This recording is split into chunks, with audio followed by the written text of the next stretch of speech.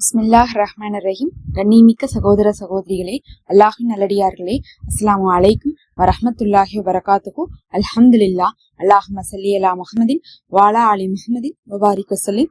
இன்னைக்கு நம்ம பாத்தீங்கன்னா ரொம்பவே ஒரு சிறப்புக்குரிய திக்ரை தான் நம்ம பார்க்க போறோம்.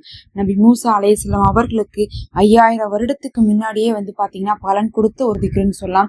நபி மூசா அலைஹிஸ்ஸலாம் அவருடைய சமுதாயமே இதை கொண்டு பலன் அடைஞ்சிருக்கலாங்க. எந்த அளவுக்குன்னா ஒரு மலடிக்கு கூட பாத்தீங்கன்னா இதனால குழந்தை பிறந்திருக்கு, குருடராக இருந்தவங்களுக்கு கண் பார்வை தெரிஞ்சிருக்கு, இன்னும் நோய்கள் எல்லாம் குணமாக்கி இருக்கு. அப்படிப்பட்ட ஒரு திக்ரை தான் நான் உங்களுக்கு சொல்ல போறேன். இந்த ஒரு விஷயத்தை நம்ம நிகழ்வை கேட்கும் போது நமக்கே வியப்பாதான் இருக்கும். நபி மூசா அலைஹிஸ்ஸலாம் அவருடைய காலத்துல அப்ப எப்படின்னா வஹீலா இறங்கும் போது அவங்க ஒரு மலைக்கு போவாங்க.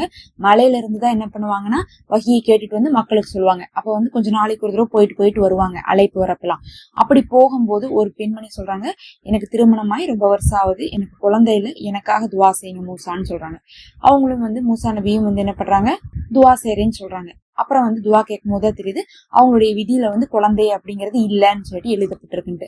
உடனே என்ன பண்றாங்க, மூசா நபி அதை கேட்கறத விட்டுறாங்க, விதியில இல்லையேன்னு சொல்லிட்டு. மறுபடியும் அந்த பெண் சொல்லி விடுறாங்க, எனக்காக துவா செய்யுங்க மூசான்னு சொல்லி விடுறாங்க. ஆனா அவர்களுடைய விதியில என்ன இல்லை, குழந்தை இல்லைங்கிறனால நபி மூசா அலைஹிஸ்ஸலாம் அவர்கள் அவர்களுக்காக துவா செய்யாம விட்டுறாங்க. அதுக்கு பிறகு கொஞ்ச நாள் கழிச்சு பார்க்கும்போது அந்த பெண்மணி குழந்தையோட வராங்க. மூசாவை உங்களுடைய நம்மளுடைய அல்லாஹ்விடத்துல நீங்க நன்றி செலுத்துங்க, எனக்கு குழந்தையை கொடுத்ததுக்காக அப்படின்னு சொல்றாங்க. அப்ப மூசா நபி இந்த குழந்தை யாருதுன்னு கேக்குறாங்க. அல்லாஹ் எனக்கு கொடுத்ததா அப்படிங்கிறாங்க.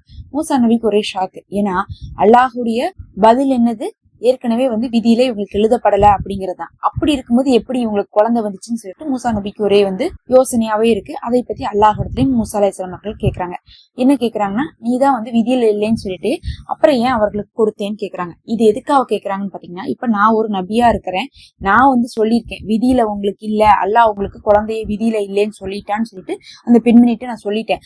அதுக்கப்புறம் நீ குழந்தைய கொடுத்தீங்கன்னா அப்ப அவர்கள் எப்படி என்னை ஏத்துக்கொள்வாங்க அப்படின்னு சொல்லிட்டு மூசா அலைஹிஸ்ஸலாம் அவர்கள் ஒரு வேலிடான ஒரு காரணத்தை சொல்றாங்க. அது கரெக்ட் தான். ஏன்னா ஒரு நபியா இருக்காங்க, ஒரு நபிட்ட ஒரு பெண்மணி சொல்றாங்க துவா செய்ய சொல்லி. அதுக்கு நபியும் சொல்லிட்டாங்க, இல்ல உங்களுக்கு அது கிடைக்கவே கிடைக்காது, அதை விட்டுருங்க அப்படின்னு சொல்லிட்டாங்க.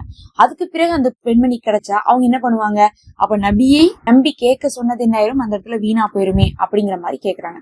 அப்பதான் அல்லாஹ் சொல்றான், அவர்கள் நான் எதை சொன்னா மறுக்க மாட்டேனோ அந்த வார்த்தையை சொல்லிட்டாங்க, அதனால என்னால மறுக்க முடியலன்னு சொல்லிட்டு மூசா நபி அவர்களிடத்துல அல்லாஹ் சுப்ஹானஹு வ தஆலா சொல்றான். அப்பதான் அவர்கள் அப்படி என்ன சொன்னாங்கன்னு கேட்கும்போது, யா அர்ஹமர் ராஹிமீன் அப்படின்னு சொல்லக்கூடிய என்னுடைய திருநாமத்தை சொன்னாங்க. யா அர்ஹமர் ராஹிமீன், கிருபையானவருக்கெல்லாம் மாபெரும் கிருபையானவன் அப்படின்னு சொல்லிட்டாங்க. அப்படி சொன்னதுக்கு அப்புறம் நான் எப்படி மறுப்பேன்னு சொல்லிட்டு கேட்டிருக்காங்க. சுப்ஹானல்லாஹ். அல்லாஹ் பாருங்க, அப்படி சொல்லிட்டா நான் மறுக்க மாட்டேன்னு சொல்லிட்டு அந்த பெண்மணிக்கே அல்லாஹ் குழந்தையை கொடுத்திருக்காங்க. அதுக்கு பிறகு மூசா நபி பாத்தீங்கன்னா அதை சொல்லி பல விஷயங்களுக்கு அந்த சமுதாயத்துக்கு தீர்வு கொடுத்திருக்காங்க. அதனால அந்த ஒரு திக்ரை நீங்க ஓதி பாருங்க. நிச்சயமாக எத்தனை நாள் அந்த விஷயம் உங்களுக்கு மறுக்கப்பட்டிருந்தாலும் நீங்க காத்திருந்தாலும் சரி, உடனே உங்களுக்கு அந்த விஷயம் கிடைக்கும். அதுலயும் இதை நீங்க சொல்லும் போது என்ன ஆகும்னு பாத்தீங்கன்னா, ஒரு மலக்கு இருப்பாங்களாமா. அந்த மலக்கு என்ன சொல்லுவாங்க, அல்லாஹ் உங்களுடைய துவாவை இப்ப செவி தாழ்த்தி கேட்கறதுக்கு தயாரா இருக்கான், நீங்க வேணுங்கிற துவாவை கேட்டுக்கோங்க அப்படின்னு சொல்லுவாங்களாமா. அப்ப இந்த திக்ரை நீங்க 3 தடவை ஓதன உடனே மலக்கே என்ன பண்ணுவாங்க, துவாவை கேளுங்கன்னு சொல்லுவாங்க. நீங்க துவா கேட்டதுக்கு பிறகு அல்லாஹும் அதை கபுல் செஞ்சிருவான். அல்லாஹும் அந்த நேரத்துல காது கொடுத்து கேட்பானாமா 3 தடவை இந்த ஒரு இஸ்மை சொன்னதுக்கு பிறகு. அதனால இதை 3 முறை ஓதுனாவே போதும், உங்களுடைய துவாக்கள் மறுக்கப்படாமல் கபுலாகும். அல்லாஹுவே போதுமானவன்.